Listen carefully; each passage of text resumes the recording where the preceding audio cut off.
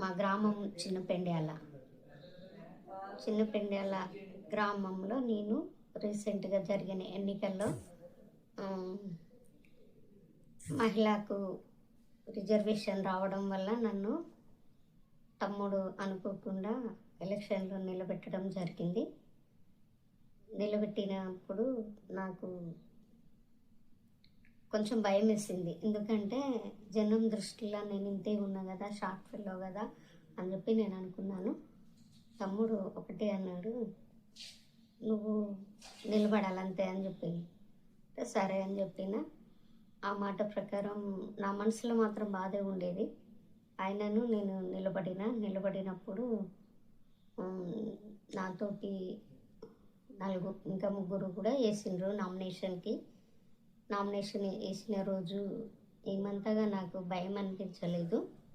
గెలుస్తా ఓడుతా అని అన్నది మాత్రం నాకు అనిపించలేదు. ఒకటి ఏంటిదంటే గెలుస్తా అనే నమ్మకం ఒకటి ఉండింది, కానీ నాకు ముందు వచ్చే వాళ్ళు నాతోటి వేసిన వాళ్ళని చూస్తే భయం వేసింది. కానీ నేను బయటకు అనలేదు ఆ మాట కూడా. ఓన్లీ నేను చెప్పిన ఒకటి ఏంటిదంటే ఎలక్షన్స్ నామినేషన్ వేసిన తర్వాత ప్రచారానికి భాగంగా అందరూ ప్రచారానికి తిరుగుతూ ఉన్నారు. అక్కడ నన్ను ఇట్లా అన్నారు అన్నట్టు, ఆమె హైట్ తక్కువ ఉంది, ఆమె ఏం చేస్తుంది, ఆమె బయటకు వస్తుందా, ఆమె చెప్తుందా, ఆమె మాట్లాడుతుందా, నిధులు తెస్తుందా, మీకు బయట తిరుగుతలేదు, వాళ్ళ తమ్ముడే ఎక్కువ ప్రచారం చేస్తాడు అని చెప్పి అన్నారు అన్నట్టు. అంటే ఒకటి ఫస్ట్ ఆఫ్ ఆల్ ఏమైందంటే నేను ఏమో డోర్ టు డోర్ విజిట్ చేసుకుంటూ వస్తున్నా. తమ్ముడు కూడా సేమ్ అదే ఫాలోయింగ్. తను ఒక వాడకి వెళ్తే నేను ఒక వాడకి వెళ్ళే వాళ్ళం. ఎందుకంటే ఇద్దరం ఒకేసారి వెళ్ళలేదు. కానీ జనం దృష్టిలో నేను పడలేదు అన్నట్టు. ఎందుకంటే నాకు ఆపోజిట్గా వచ్చిన వాళ్ళ ముందు నేను కనబడలేదు. నేను డోర్ టు డోర్ విజిట్ కాలనీలో తిరుగుతున్నా, తమ్ముడు మెయిన్ రోడ్ పైన వాడలు తిరుగుతుండు. తమ్ముడు జనంతో తిరుగుతాడు, నేను ఇండివిజువల్గా తిరుగుతాను. నాకు తెలిసిన వాళ్ళు, నేను కూలి పని చేసుకుంటాను. నేను కూలి పని చేసుకునేదాన్ని కాబట్టి నేను ప్రతి పని చేస్తా కాబట్టి నాతోటి వర్కర్స్ అందరికీ కలిసి, అమ్మ నేనున్నా, మరి మీకు ఇష్టమైతే నన్ను గెలిపించుకోండి అమ్మా అని అంటే నాకు అందరూ మద్దతు ఇచ్చింది. ఏమనంటే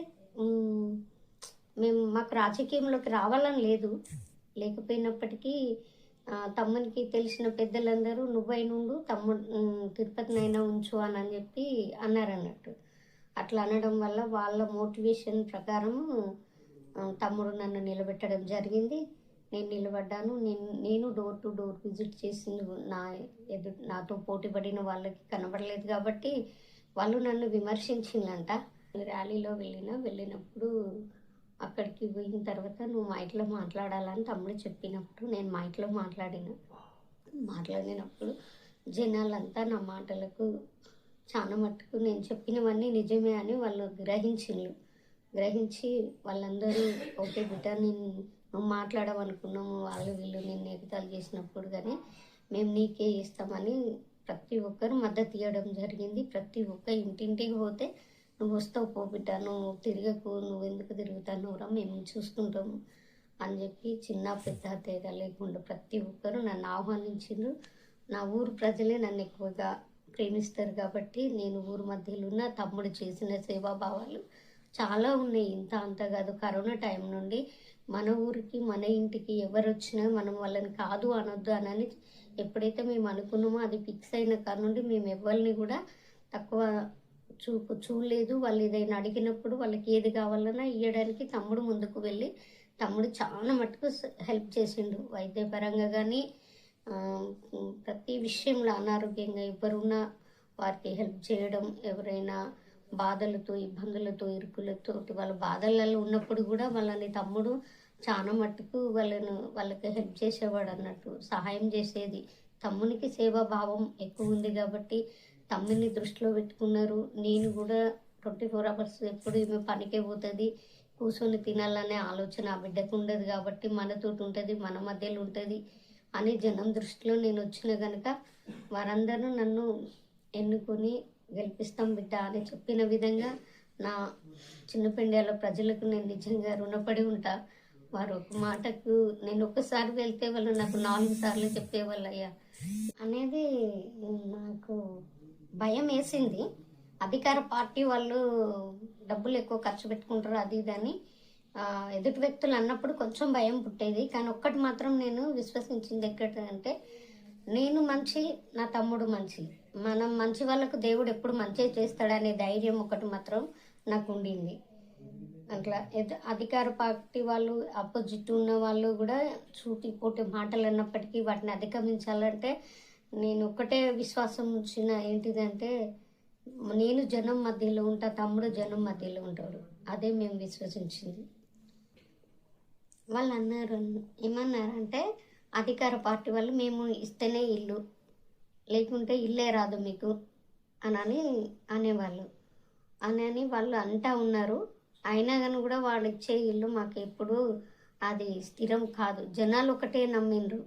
మేము తెలియని వ్యక్తుల దగ్గరికి వెళ్ళడం ఏంది, తెలిసిన వ్యక్తిని గెలిపించుకోవడమే బెటర్ అని వాళ్ళ మనసులో నాటుకుపోయింది అంతే. ఇక ఏం మళ్ళీ వాళ్ళు ఇల్లు రాదు, ఆయనే గెలవాలి, ఈయనే రావాలి అంటే వాళ్ళు ఇంట్లోకి వెళ్ళి ఇస్తలేరు ఇల్లు మనకు అని చెప్పి నాకే ప్రజలు చెప్పింది. ఇంకా వాళ్ళని అడిగి నేనైతే ఎదురుగా వాళ్ళని అడగలేను కదా అధికార పార్టీ వాళ్ళను, ఎందుకంటే నామినేషన్లో ఉన్నా కాబట్టి బరిలో వాళ్ళు ఉన్నారు, నేనున్నా, నేనైతే ఏం అడగలేను వాళ్ళని. అన్నప్పుడు ఇంకా వాళ్ళే అన్నారు, అక్క మాకు ఏ పార్టీ ఇది అది అని ఎంతమంది అన్నా మాకు మాత్రం భయం లేదు, నువ్వు వస్తావని మాకు తెలుసు, నువ్వు ఎక్కడికైనా వెళ్తావని తెలుసు, అదే నమ్మకం. తమ్ముడు ఉన్నాడు, నువ్వు ఉన్నావు, తమ్ముడు చేస్తాడు, నువ్వు ఎక్కడికైనా తమ్ముని తీసుకొని పోగలుగుతావు అనే ధైర్యం నాకు వాళ్ళు భరోసా ప్రజల మధ్యలో నుండి వచ్చింది అన్న. దీకన్నా మేము మేనిఫెస్టోలో కొన్ని పెట్టామన్న. ఇంతకుముందు చేసిన సేవా భావాలు ఉన్నాయి అందులో. మళ్ళీ నెక్స్ట్ చెయ్యబోయేటి ఏంటిదంటే, మాకు లోతట్టు ప్రాంతం అక్కడక్కడ మురుగు నీరు ఆగడం, మురికి నీళ్ళు ఆగడం, వాటికి బ్రిడ్జి ఇట్లా మన కాలువలు, డ్రైనేజ్ కాలువలు తీయడము, అది మాట్లాడినామన్న. కాలనీకి వెళ్ళినప్పుడు చాలా మట్టుకు అటు ఇటు ఉంటారు కదా, మేము ఇది మీకు కావాలి అని అంటే నన్ను గెలిపించుకోండి, నేను ఎక్కడికి వెళ్తున్నా చేస్తాననే నమ్మకం మీకు ఉంది కనుక అని వారితో మాట్లాడినప్పుడు తప్పకుండా చేస్తాం అక్క అని చెప్పి వాళ్ళు చెప్పిండ్రు. శిథిలావస్థలో ఒక స్కూల్ ఉంది మాకు, గవర్నమెంట్ స్కూల్, మేము చిన్ననాడు చదువుకున్న స్కూలు. ఆ స్కూలు శిథిలావస్థలో ఉంది, దాన్ని మంచిగా చేసి దాన్ని కట్టాలి, మళ్ళీ మునుపటి మేము చదువుకున్నప్పటి వైభవం మా స్కూల్కి తీసుకురావాలని ఒక ఆశ మాకు. మళ్ళీ ఇంకా అక్కడెక్కడ రీప్లేస్మెంట్ సీసీ రోడ్లు, ఎందుకంటే అప్పుడు వేసినవన్నీ ఇప్పుడు కంకర అంత తేలి అంత ఆగమాగంగా ఉన్నాయి అవి, అందుకనే అవి మళ్ళీ రీప్లేస్మెంట్ చేపిస్తామని, ఇంకా మా గ్రామాన్ని చాలా అభివృద్ధిలోకి తెస్తామని, ఎల్లమ్మ టెంపుల్ వైపు మన కాంపౌండ్ వాల్, మైసమ్మ గుడి దగ్గర ఆ గుడి కట్టియడం, ఉప్పలమ్మ దగ్గర గుడి కట్టియడం, ఇలాంటివి పెట్టినామండి. అందులో మేనిఫెస్టోలో పెట్టినవి చేస్తాము. సీసీ రోడ్లు అట్లా వేయడానికి మేము ఇంకా చాలా పెట్టినాం అందులో. అవి చేయడానికి ముందుకు వస్తున్నాం. మా గ్రామ ప్రజలు నమ్మి మమ్మల్ని గెలిపించింది కాబట్టి వాళ్ళ నమ్మకాన్ని మేము వమ్ము చేయొద్దు. నిధులు వచ్చినప్పుడు తప్పకుండా అవి చేస్తామని మనస్ఫూర్తిగా మేము చెప్తున్నాం. నిజంగా నన్ను అవమానించినప్పటికీ ఒక రకంగా అప్పుడు నేను బాగా బాధపడినా, ఇప్పుడు సర్పంచ్ అయినా అనే సంతోషం ముందు ఆ బాధ క్షణికమైనదని నేను దాన్ని వదిలేసిన.